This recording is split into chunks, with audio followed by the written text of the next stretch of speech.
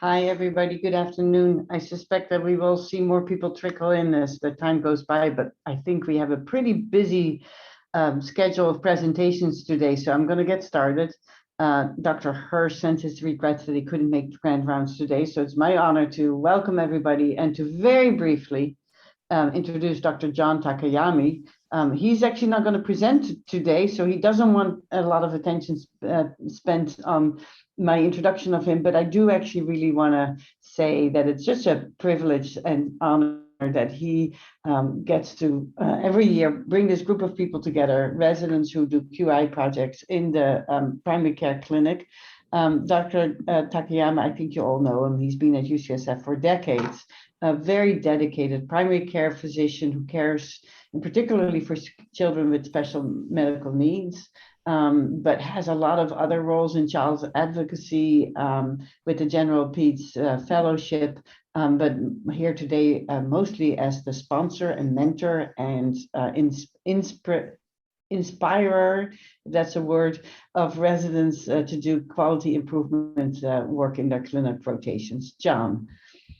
Well, thank you so much for such an introduction. And I'm blushing right now. You may not notice it, but I am. But let's go ahead with starting the grand rounds today, which is on improving developmental screening in a resident continuity clinic. And so there's actually two clinics that would be presenting. One is the UCSF Mount Zion Clinic, and the other, the UCSF China Basin Clinic. And I just want to briefly introduce the speakers today. So Doctors Ali Levine, Kelly Walters, Claire Howard, Zaina Alum, Tabitha Vase, Hannah Corman, Alejandra Gonzalez, and Sonia Kumar from the Mount Zion site. And then Priyanka Deshpande and Hassan Almenesi from China Basin. So you can go to the next slide, and the next slide. So I have one disclosure, and so I do have some commercial interests, and so it is stock, but it turns out this is the last slide that I'll be talking about. So there are no conflicts of interest, and I will now pass on to Doctors Ali Levine and Kelly Walters. Great, thank you, Dr. Takayama. So before we get started today, we want to acknowledge that the land that our institution occupies is on the unceded land of the Ramaytush Ohlone people, who are the traditional custodians of this land. We pay our respects to the elders, past, present, and future, who call this place, the land that UCSF sits upon, their home. We're proud to continue their tradition of coming together and growing as a community, and we look forward to strengthening our ties as we continue our relationship of mutual respect and understanding. Next slide. For our objectives today, we're breaking them down by clinic site. So for the Mount Zion Clinic, the aim was to understand how staff, residents, and faculty can collaborate on a practice-wide QI project to adopt a new developmental screening tool at the 9-month well-child visit. And the China Basin Clinic had two objectives. The first is to describe improvements in lead screening rates among 2-year-olds. And the second is to describe rates and disparities of completion of adolescent immunizations between commercially and Medi-Cal insured 13-year-olds. Next slide. And just for orientation purposes, our residency program has 4 primary care clinic sites. We'll be focusing on 2 of those sites today. The Mount Zion Clinic is composed of 40 total residents broken down into 5 pods of 8 residents with 2 to 3 faculty supervisors per pod. And the China Basin Clinic has 6 residents with 2 faculty preceptors. Next slide. Thanks, Ali. So each year, our residency program uses our continuity clinic as a setting to learn about and practice quality improvement. Our clinic occurs on a weekly basis throughout the year, which allows continuity for QI projects as opposed to a monthly rotation. Historically, each clinic pod comes up with a unique QI project to implement throughout the academic year. However, this year we used a new clinic-wide model with the goal of aligning the resident QI projects with the wider clinic-based QI efforts. As a result, residents were able to spend less time on data collection, which allowed more time to focus on project design and implementation. Other reasons for this change include improving continuity of the project as different residents rotate through each week, and more support from our clinic staff and our QI coaches. Next slide. Our clinic pods set aside dedicated time to learn about the A3 problem-solving model and the lean method. Our team will go into more detail in a moment about our project designs, but to briefly summarize our approach, our clinic as a whole identified the problem of low developmental screening rates at the 9-month well-child visit. Then each clinic pod identified the current state of screening, set a goal target rate for screening, performed a gap analysis to understand root causes of low screening rates, and implemented interventions with hope to increase screening rates. Next step. Thanks, Kelly.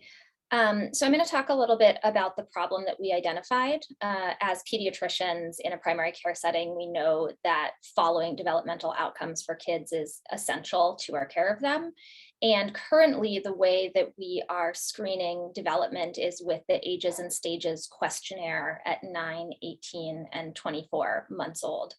But in our analysis, we found that we were really only doing this about 43% of the time, and that there were a number of issues with the implementation of this process. The ideal workflow is that when a parent comes to clinic, they're given an appropriately aged screen for their child, which they fill out while waiting for the clinician, is then scored by the clinician during the visit so they can provide counseling on next steps, and then is inputted permanently into the electronic medical record. There's a number of issues with this workflow. The first being that it's sometimes hard for families to get the correct form because the ASQs have multiple different versions for different ages. And if a child was slightly old, for example, for their 9-month visit, they might actually be more appropriate for another age questionnaire. So the correct questionnaire was not always given to the family. The next kind of barrier is that it's often challenging to fill out what ends up being quite a long paper document with a small child in the room that parents need to attend to, and with other things that they're doing in the visit. So questionnaires weren't always filled out prior to the physician coming into the room, which made it difficult for us to score them and give family guidance before the end of the visit. The other challenge that we noticed was that there's a number of questions on the ASQ that relate to behaviors that children may not be doing in this day and age. So a lot of the types of play that parents were being asked about may have been things that their child had never tried before. So often they would skip questions, which made it impossible to score the final screen.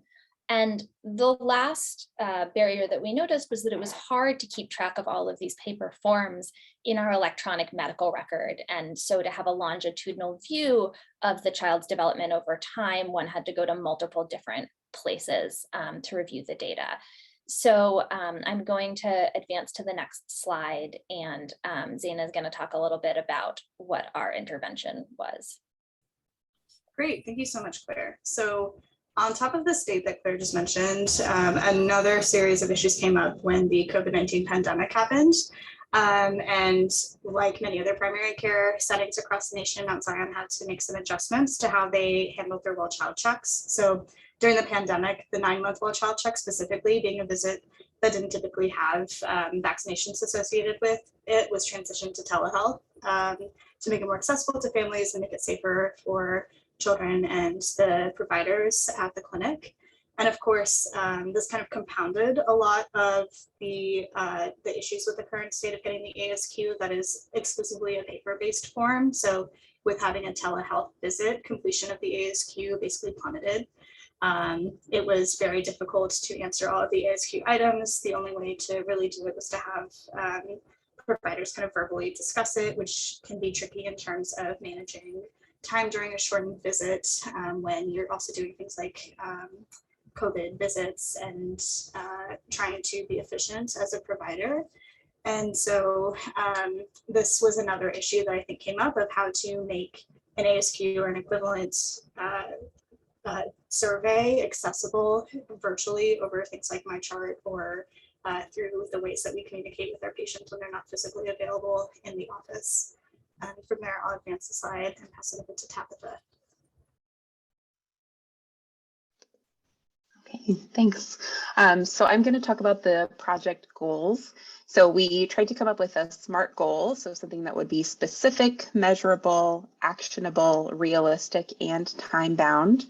The SMART goal that we came up with was to increase completion of a validated developmental screening tool by at least 10% for the 9-month well-child visit between December 2021 and May of 2022 in the Mount Zion primary care clinics. We had a hard time estimating actually the rate of completion of developmental screening, as people have described prior to the intervention, because the initial the ASQs, as we mentioned, are paper forms. They are documented in the note, but not in a way that is where it's really easy to extract the data. So our estimate of the baseline rate of completion at the 9-month visit of the ASQ in the 3 months prior to our SWIC implementation is sort of unclear, but in sort of manually reviewing the first 10 visits each month, about 60 to 80% of those 9-month visits had an ASQ completed. Next slide. So, and we've talked about some of these things already, so I won't belabor the points too much, but in trying to understand the root cause and do our gap analysis of this, we think of this in terms of people, often process, equipment, tools, and measurement. And so for the people, I think we estimated that for a lot of parents, there's screening fatigue and potentially not understanding also what the importance is of this particular form. And as we've already mentioned, it's really hard to complete these forms, in particular in the office when you're trying to manage an active child. Under process, the paper forms were getting lost often. There was not enough time to complete them in clinic, and the parents had never seen them before. As someone had already mentioned, they also may not have done all of these things before, that their children may not have attempted some of these developmental tasks.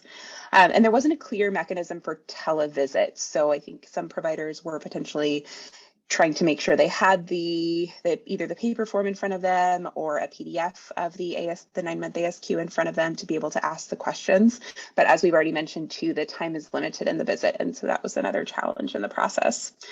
Another challenge under the equipment or the tool itself of the ASQ, several of the challenges were length as well as language concordance. So the ASQ is available in, I believe, 6 different languages, but most of the time in clinic, we only have it available in English and Spanish. And then under measurement, as we've already mentioned, it's quite time consuming to score. It's difficult to track the data when you're scoring a paper form. And there also can be some variability in scoring, as people have mentioned. There hasn't always been clarity on how to score items that were left blank in particular, whether those are sort of counted against the child or not. Next slide.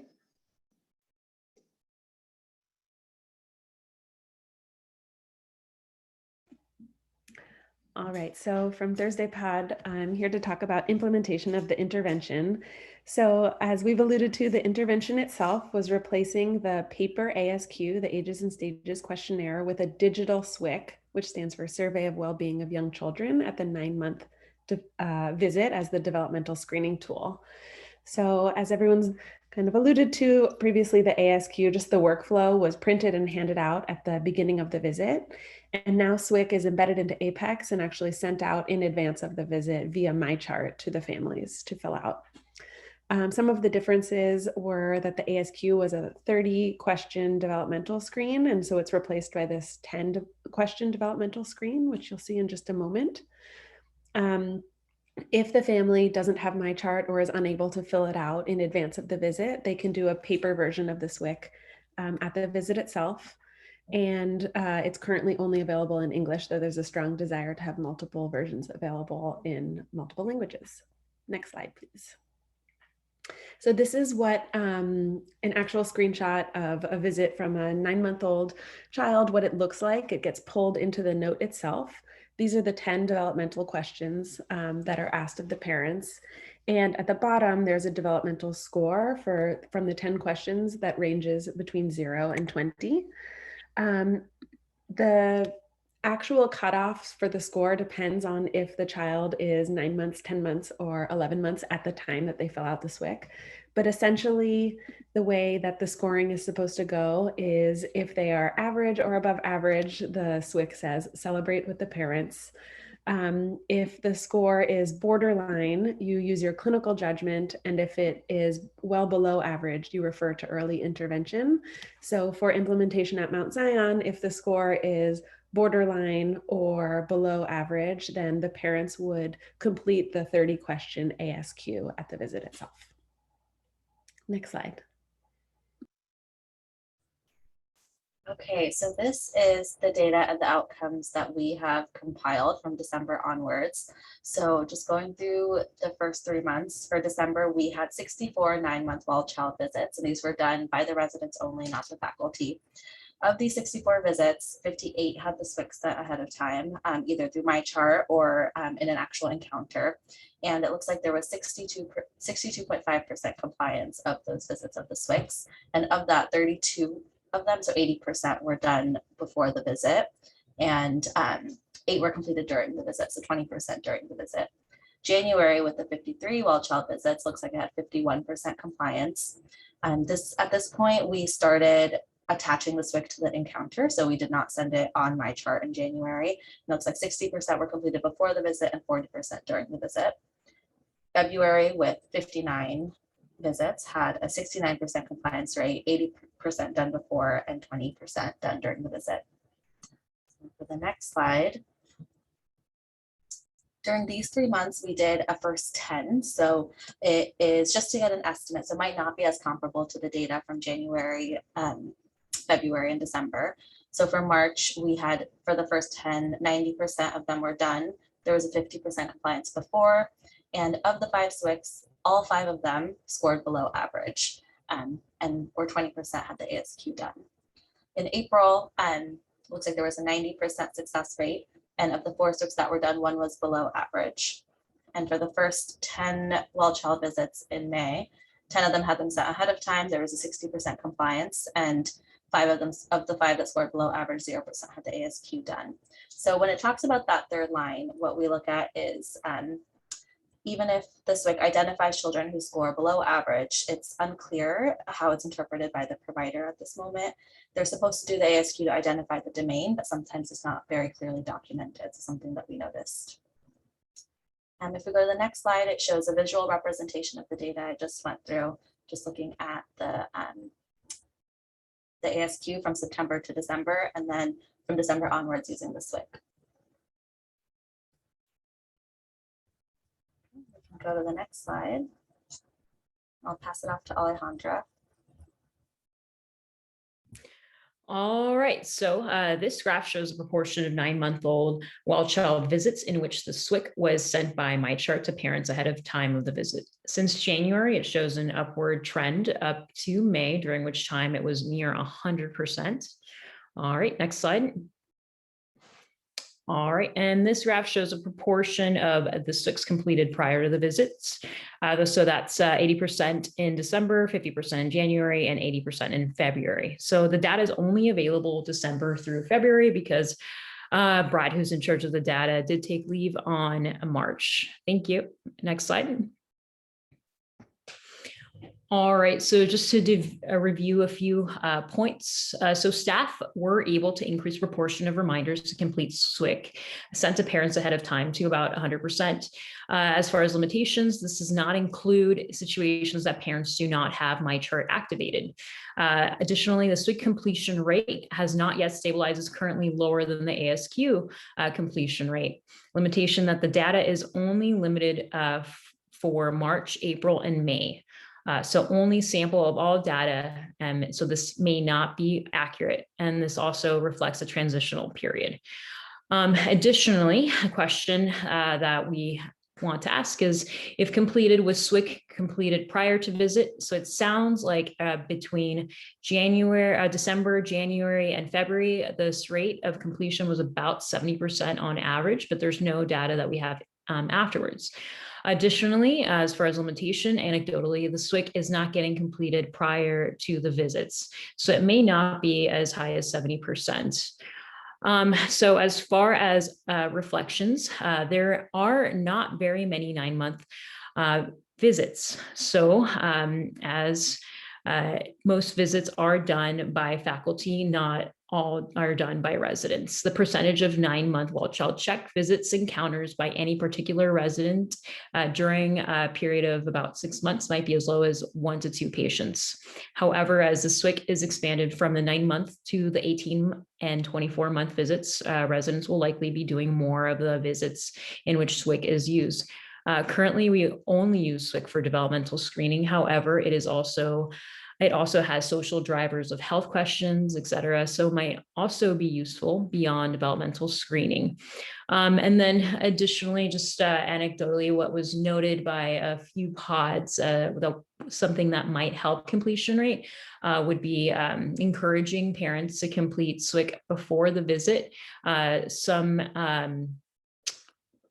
mentioned that possibly before the visit, during the phone calls, it might be a good time to remind parents to complete the SWIC online.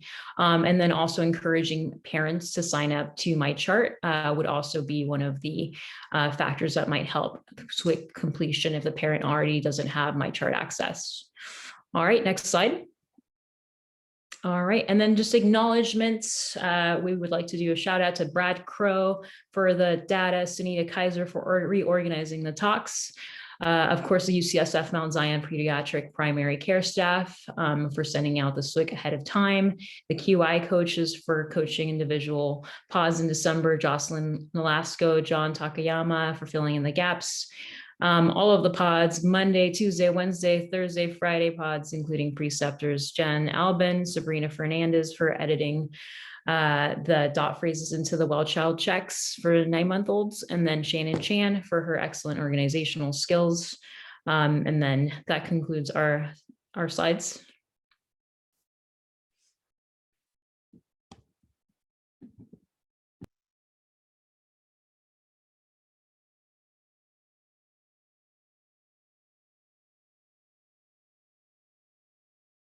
Hi, I'm Priyanka, representing from China Basin. I'm going to pull up my slides so we can talk about our quality improvement project.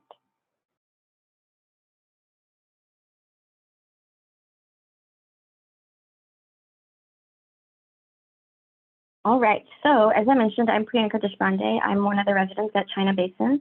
I work alongside Matthew Decker and Ryan Foxley, and our faculty lead is John Huang. And I'm excited to tell you about our quality improvement project for this year, which was lead screening. All right, and just as a reminder, we're going to be walking through the A3 framework for our project. And I want to start by just discussing the population and disease context for our project, which was lead exposure in children in San Francisco. So as we all know, lead exposure in early childhood is linked to adverse neurodevelopmental outcomes.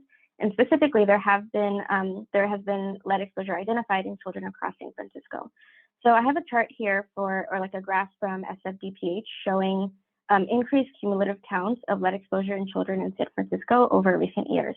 And you can see that this is an increasing problem, and kids, up to thousands of kids are affected every year. So it's a continued and significant issue that we need to address.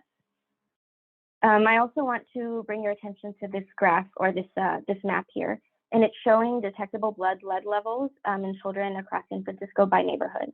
So UCSF China Basin is located in Mission Bay, and in fact, our little neighborhood has lower rates of detectable blood levels and has newer housing, but a lot of the surrounding neighborhoods where our patients live are where there are higher rates and some older housing development. So it's important for us to know that our population is affected by this, and it's our responsibility for these patients to be active and vigilant screeners of the issue. So with that, I will dive into the problem and current state at China Basin. So specifically, UCSF China Basin had low rates of lead screening among 2-year-olds with Medi-Cal insurance. And I want to put this in the context of something called the Medi-Cal QIP metric, which our clinic is held to that standard. And that specific wording is looking at the rates of completion of lead screening by at least once by the second year or the second birthday among 2-year-olds. So with this metric, we looked at our lead screening rates for 2-year-olds. And I have 2 snapshots that I want to go through. One was the current state when we first defined our QI project, in August, and we saw the lead screening rates were unfortunately low, around 26% for all 2-year-olds and just about 16% for Medi-Cal patients. We had another snapshot at the end of October before our QI interventions, and that showed similarly low rates, around 30% for all 2-year-olds and just about 20% for Medi-Cal patients. So again, this is something we really wanted to intervene on.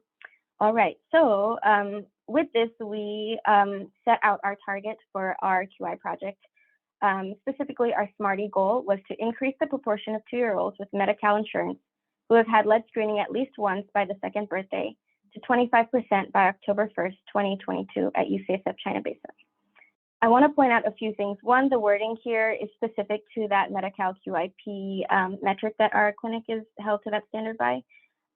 So that's why there's that specific phrasing.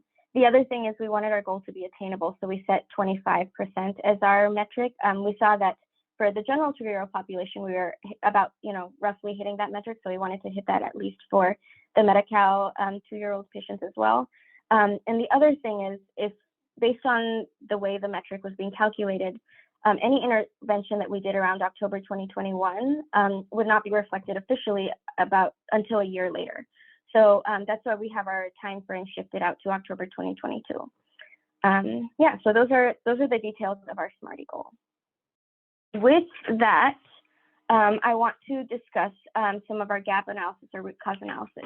Before I dive into that though, I want to just highlight a little bit about how lead screening was done at China Basin initially. So we had annual lead screening done at the 1-year-old well-child check on the basis of risk assessment. So we had a risk questionnaire looking at known lead exposures and details of housing, so like age of apartment. And we also then had providers check the Medi-Cal insurance status of patients and order lead testing appropriately. So it is important to note that Medi-Cal insurance status itself is an independent risk factor, and all Medi-Cal patients, regardless of how they answered the housing questions, should be tested for lead exposure. So that's how it had been done before. And I can talk to some of the issues that we brainstormed could have been the problem due to that. The other thing to note is that roughly 15% of all of our China Basin patients were Medi-Cal patients. So that'll put some of the prior numbers into context as well. Anyway, given the way our workflow is going, we identified several factors that may be contributing to low rates of lead screening among 2-year-olds with Medi-Cal insurance. One were patient factors, so things like missing well-child checks due to the pandemic, due to other transportation and resource availability issues. Perhaps those patients weren't able to come to their well-child checks and therefore weren't screened at 2 years old. There were also some clinical staff workflow issues that we identified, some provider issues that we identified. And I want to dive into the provider issues now. So as I mentioned, we had the risk-based screening. So we had the questionnaire looking at known load exposures and housing status.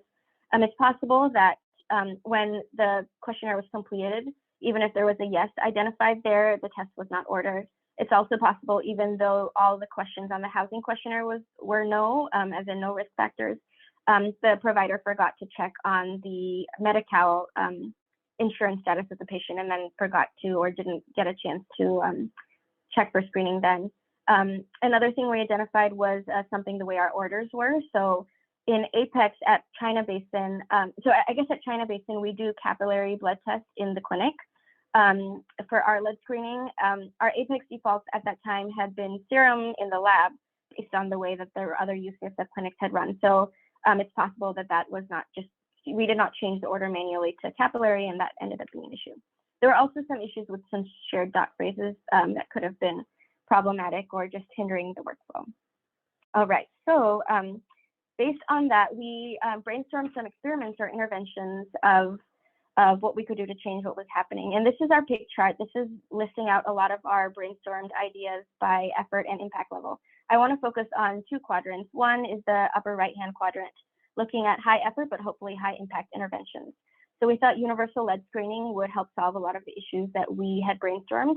We also thought using user smart sets that defaulted to capillary lead would be helpful.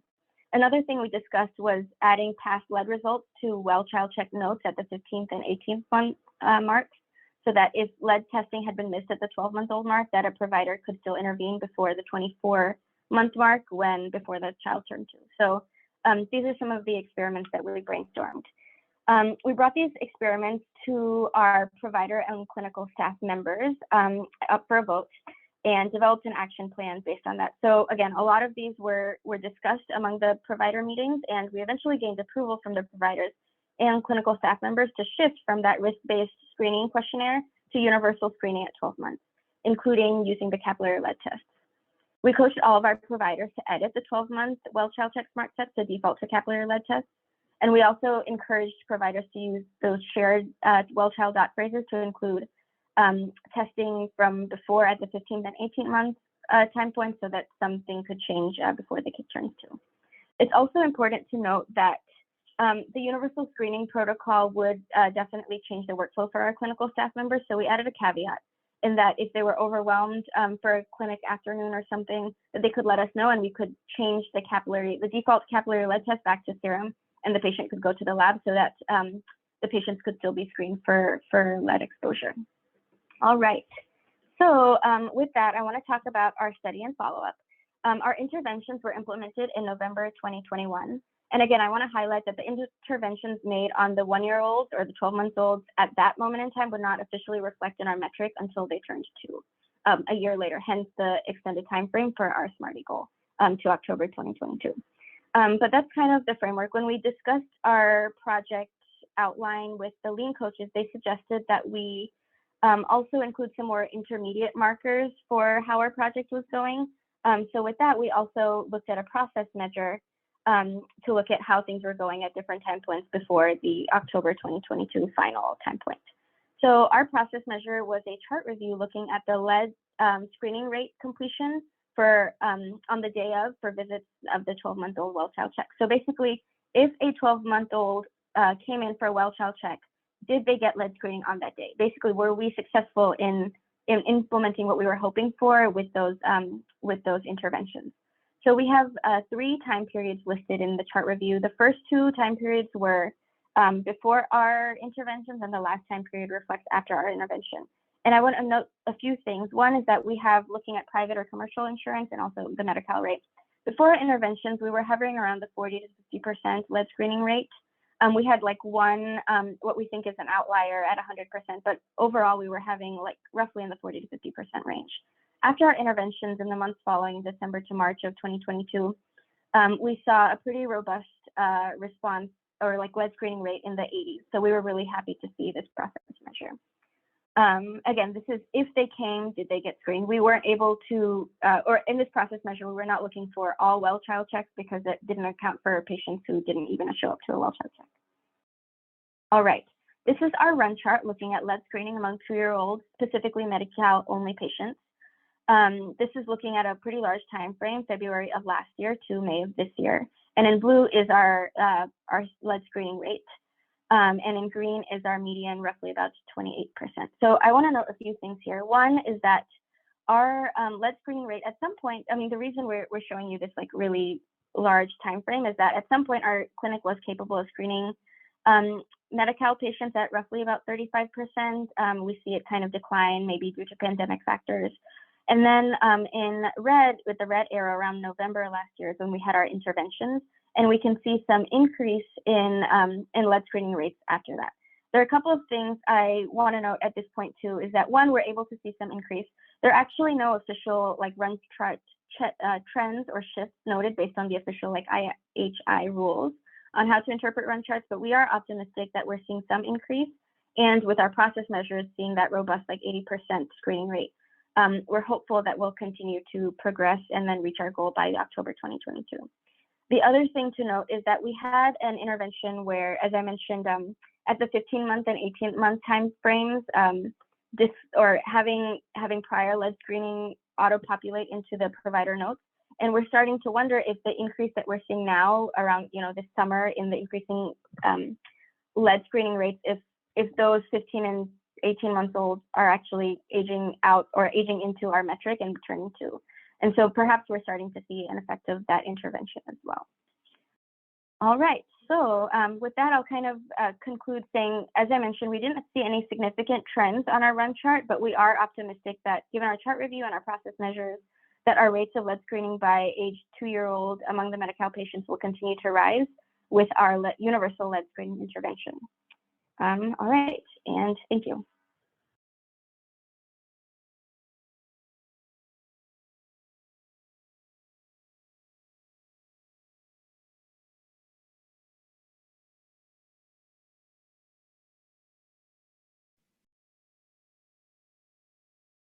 Hi, my name is Hassan, and I represent the QI project of China Basin Pod 2. I'm going to share my screen now.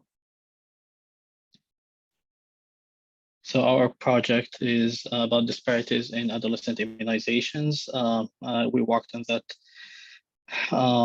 under the supervision of Dr. John Wang, our preceptor, and I was helped by my co-residents, Anya and Sonia. So we'll walk you through our A3 process here. So for a problem, we found that there is a disparity in rates of completion of adolescent immunizations, the Tdap, the MCV, and HPV between two groups of insured patients, so the commercially insured and the medical insured patients at China Basin. We use the combo 2 as a measure, which is defined as the percentage of 13-year-olds who have completed 1 dose of Tdap, 1 dose of MCV, and 2 adequately spaced doses of HPV prior to their 13th birthday. When you started the project, so as of July 2021, there was a 40.5 gap between these two groups, with 59.5 for the completion rate for the commercially insured patients and 90% for the medically insured patients. We set a SMARTY goal to narrow the gap between these two groups of adolescents by 20%, which translates to a reduction from 40.5% to 32.4% by July 2022. So in September, we can dig deeply into the charts to see why we are failing the combo 2. And we found that for most cases, it is the second dose of HPV that's not completed and is the reason for the failure of the combo 2 vaccination. And looking into the differences between the two groups, we find that actually for the rest of the vaccines, for the Tdap and MCV in the first dose of HPV, the two groups are almost the same. In fact, the medical insured group might be a little bit better, but the second dose of HPV is the main cause of failure. So all the staff members at China Basin kind of met to see what factors might be might contribute to this failure to complete the combo 2 vaccines. So there were patient-related factors, admin-related factors, clinic policy and related factors, clinic providers-related factors, and society-related factors. And for those with the medical insured patients, the ones circled were thought to be the most impactful in achieving low combo 2 rate China Basin. So there were two. I mean, again, the team met and various interventions were discussed, and based on the feasibility and the degree of impact, we set two types of interventions: long-term and short-term. For the long-term interventions, so opening the nurse visit schedules in APEX 6 months ahead, and also clinical staff scheduling the nurse visit for the second HPV at the time of the first HPV administration. And for short-term intervention, It is so we would reach out to all the 12-year-olds who are due for one of the 3 vaccines by the clinical staff. So now looking at these graphs, so we can see that the blue line is the commercially insured patients completion rate, and the medical insured patients are the orange one. And we can see that there was a big gap initially, the 40%, and that tended to narrow down after the interventions to reach like a 4% in April, this April, and then it widened a little bit to 12.5%. And this is the run chart, and you can see the median here at 20%, and you can see the gap here in the blue line. We began in November. We began scheduling the second HPV nurse visit, and in December we began outreach calls to all the 12-year-olds who are due to one of the 3 vaccines. But per the HI round chart rules, there were no significant trend or shift. So to conclude, we found that the goal of 20% gap closure was far exceeded, although for unclear reasons. It is possible that the outreach was disproportionately beneficial to the medical group. Our interventions will likely take time to yield tangible benefit, as patients must turn 13 to enter the denominator. So we will look into this in another year. Regarding the feasibility and the sustainability of the interventions, so the outreach to our adolescent patients is sustainable, since the number of patients taking care we take care of at China Basin is small, I mean, regarding the adolescent population. And thank you.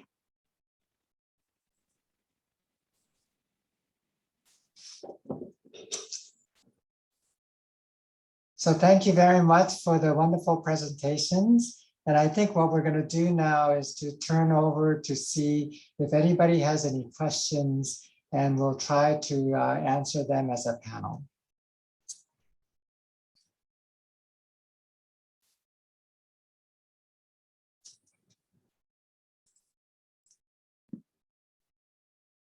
Maybe I can start with asking a question. Maybe I actually can start by saying it's so nice. I'm always so impressed with how much good work comes out of these projects. And I really see also how every year the approach gets more and more robust. I think that's as we as a community learn more about quality improvement and how to approach it. And I apologize if I missed this, but I wonder like what the process is across sites to think about is there some kind of baseline assessment or series of criteria that good primary care needs to look like that helps you decide how to pick your QI projects? And what I'm sort of thinking about is like, you know, in inpatient settings, which I know much more about than primary care, I'll be totally honest, but we have these quality metrics that are compared nationally across ICUs, for example, or acute care wards, right? Like central line infections and readmission rate and accidental extubations and stuff like that. So I'm wondering, is there something like that in primary care that you guys use to get started on picking your projects? So can I answer that? Which is that nationally in general pediatrics, there's 2 things that people focus on a lot in terms of both metrics as well as QI projects. And one has to do with screening. So how well are we doing in terms of screening for, and you can fill in the blanks. It could be lead screening, anemia screening, it could be depression screening, and in the case for Mount Zion, it was developmental screening. And then the other piece, the theme that comes up often is immunization rates. And because that is something that, is bread and butter for pediatricians, we want to be really good at doing that. And, I think what's impressive, Hassan, with what you've tried to do is rather than to focus on increasing immunization rates for everybody, you basically realize there's a subgroup. This is sort of the equity perspective that we want everybody's rates to be high and to really focus in on the group with the lowest rates and to bring them up. And that's just so impressive. Sandrine, I don't know if that answers your questions, but that's sort of overall two of the big tickets for primary care. Yeah, totally. There's a question on the chat here, actually, from Lawrence Hammer. He wants to know if you guys have any thoughts about the impact of COVID on doing these projects. I guess both on doing the projects and on the results of the projects. So I can go ahead. Yeah, so I think one of the reasons that we identified even for the need for the project in the first place was the transition from in-person to video visits that was really triggered by COVID. It looks like that trend is now reversing at the 9-month visit. So we may kind of be back to the status quo, but that was one of the initial drivers for thinking about screening slightly differently.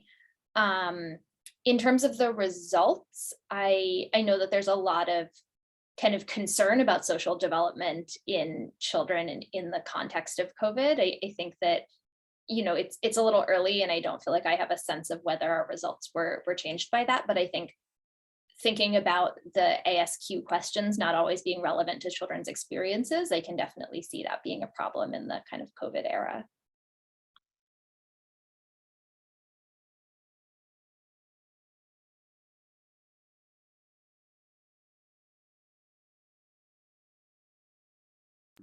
Anyone else has thoughts about that?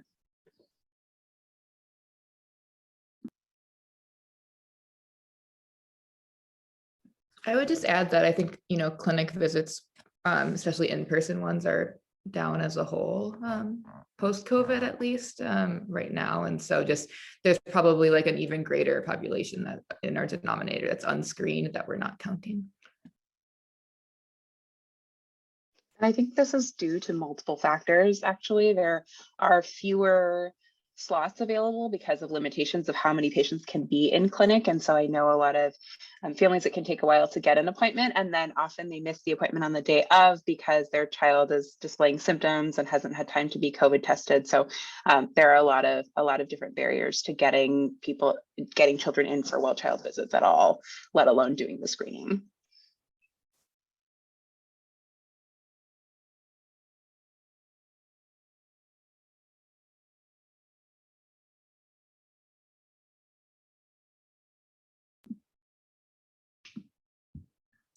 And I'm wondering for the China Basin pods, whether COVID has affected what you did.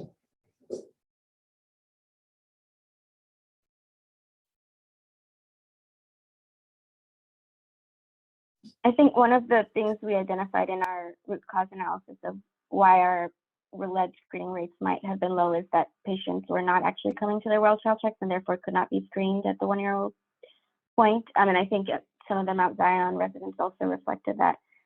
So we really wanted to focus on an intervention that we could control, which was how our workflow was in clinic, which is why our interventions were about how the providers were doing things, how the clinical staff members were doing things. Perhaps if we extended this to like patient factors also, we would do more outreach. And that was one of the things we discussed as a potential intervention of calling patients in for their well child checks if they had missed it. But I think with the limitations and not really knowing how the pandemic is going to change how we run some of these visits, we're just not sure yet. So we're happy to focus on things we can control in the clinic right now.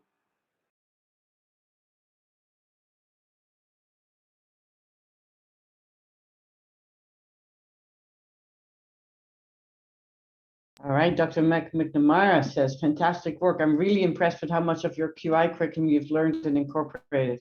What perspectives can you share about the pros and cons of picking a QI project per individual pod versus engaging in a whole concerted clinic project?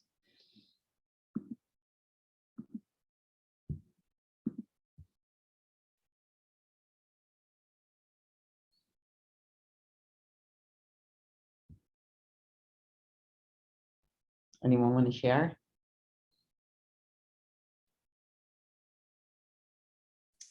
I can speak a little bit to this.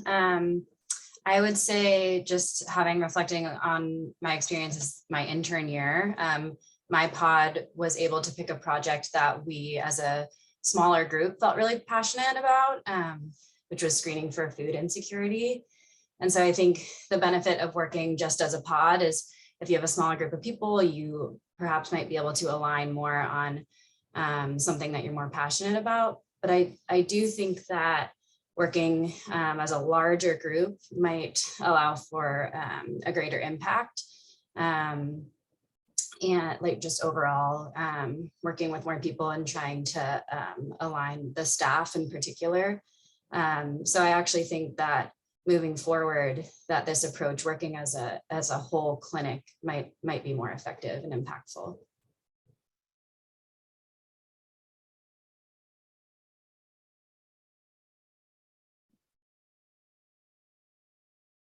And then Jocelyn Nolasco says, speaking from the clinic leadership perspective, COVID infections among staff and patients, as well as the changes in clinic schedules and bandwidth for new projects when dealing with COVID surge, fires, etc., has greatly impacted our ability to implement changes in a consistent manner. And I think that speaks even more to how great it is to see how much you actually have been able to accomplish despite those challenges.